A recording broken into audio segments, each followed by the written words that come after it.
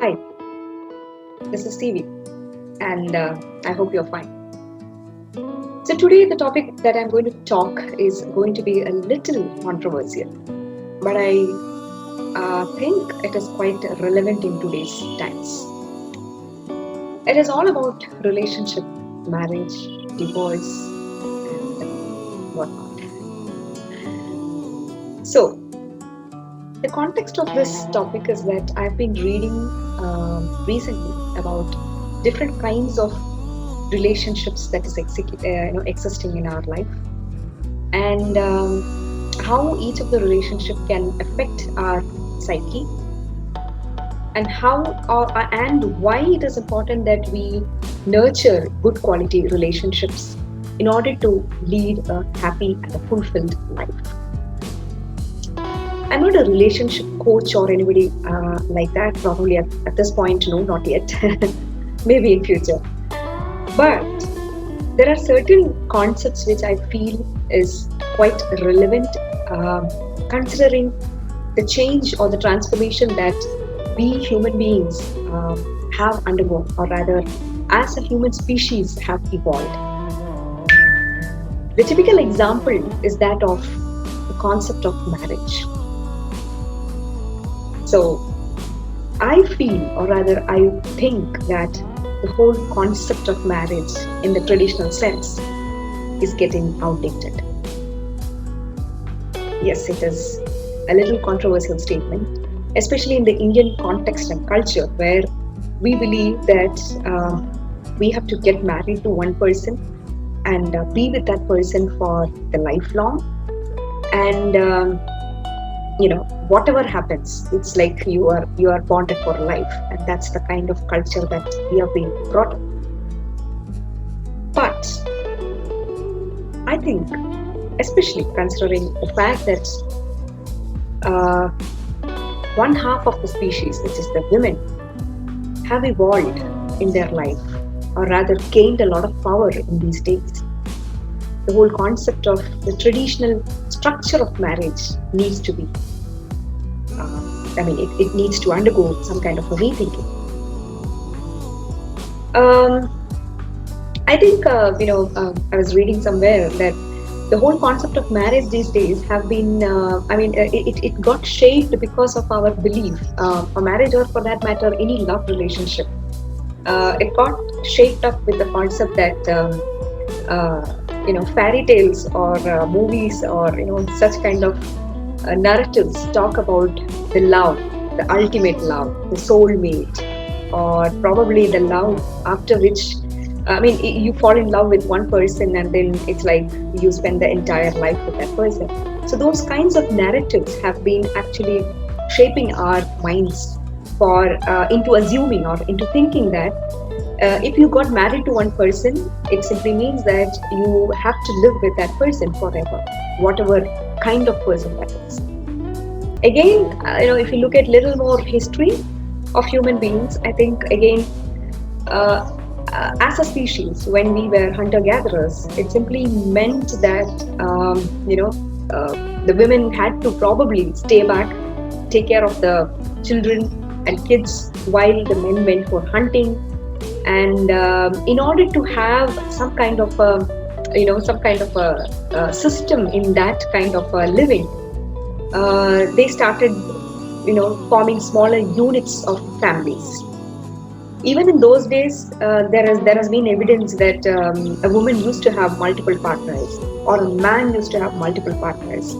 There was not any kind of a strict meaning where, or strict system where you're supposed to live with one man or one family for the lifelong. But later, as the human society progressed, as religions came into existence, what happened is that we started, we started setting rules, and these rules, especially with regard to women, it was much easier, to set rules for women. I mean, the whole concept of marriage, it is being said that it evolved in Venice when, the whole, the concept of property was set. Basically, it gives some kind of fixed a guarantee for the property.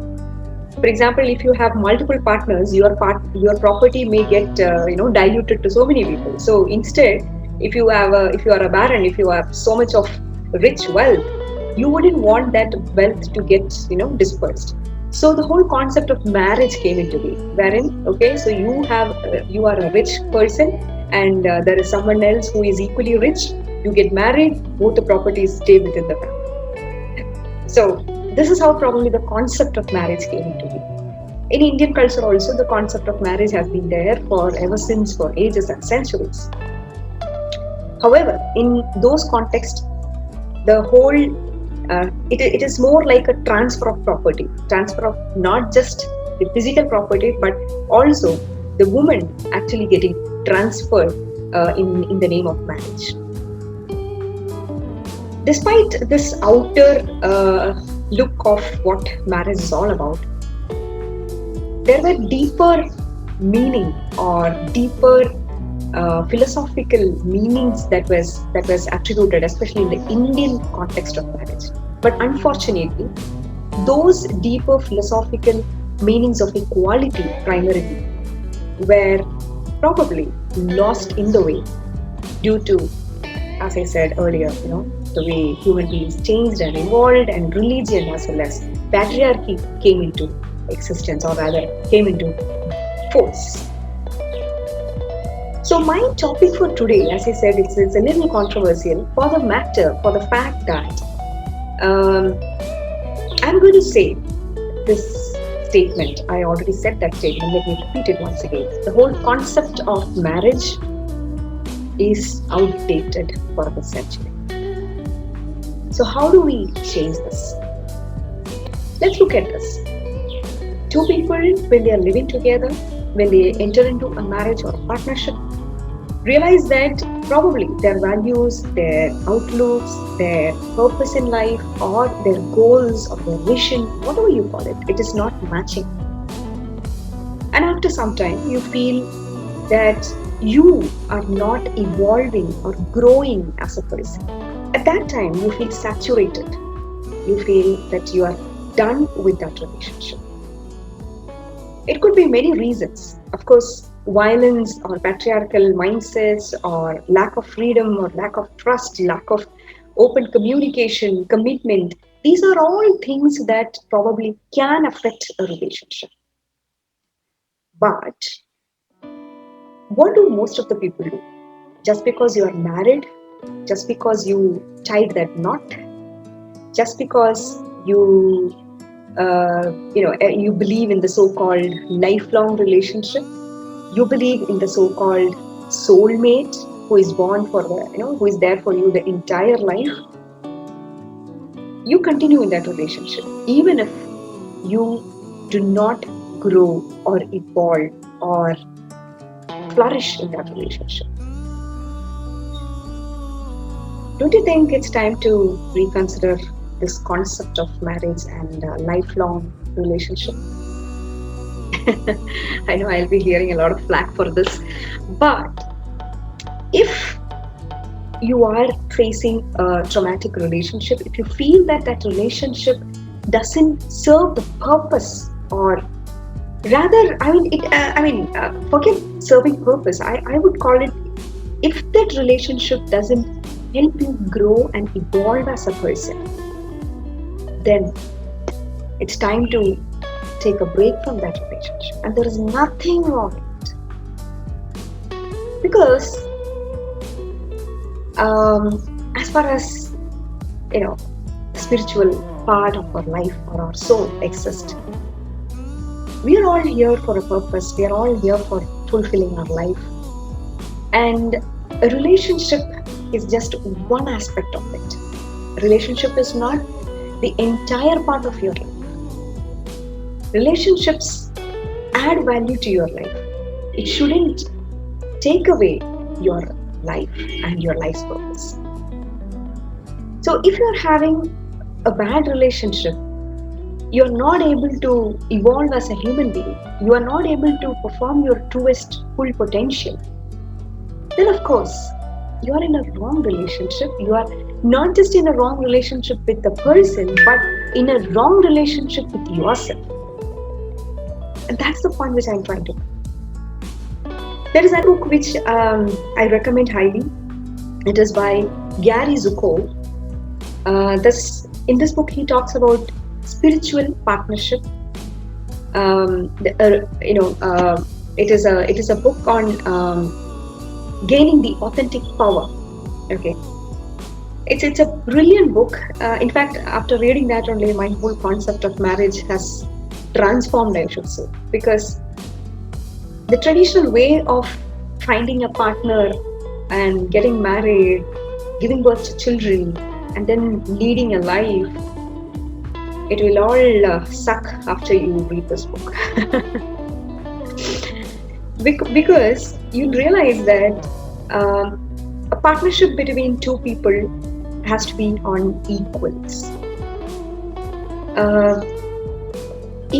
I mean, a spiritual partnership, the minimum, the entry criteria into a spiritual partnership is that you are an equal.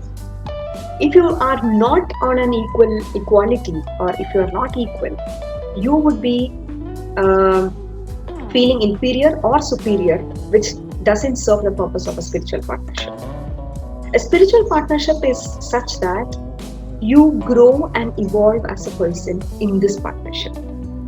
And let me tell you, in one's long life, let's say we are all living for 70, 80 years, it is okay, or rather, it is important that we have as many spiritual partnerships as possible.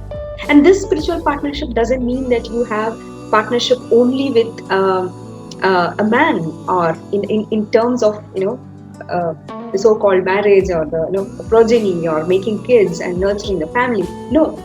The spiritual partnership can be with anyone, for that matter.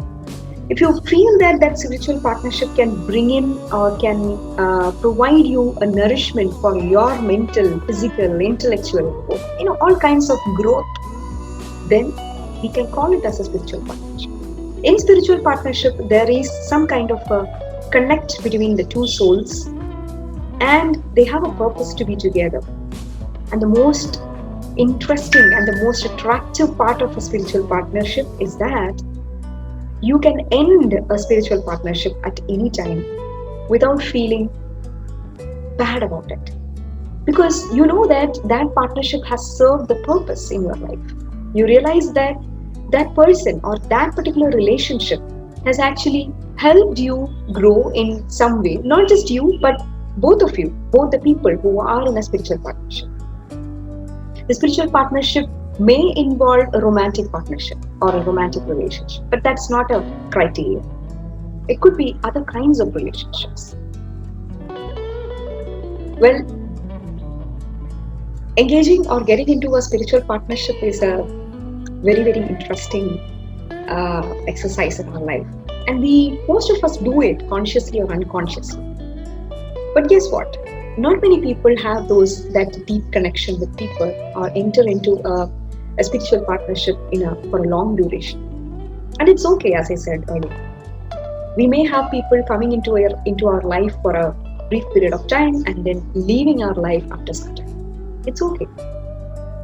Each person has a meaning and a purpose in our life. There is a lovely poem by Rumi called Guest House, in which he talks about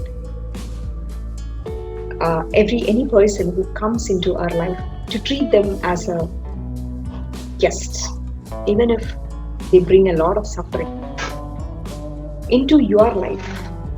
If you treat them as a guest who came into your life to nourish you, or to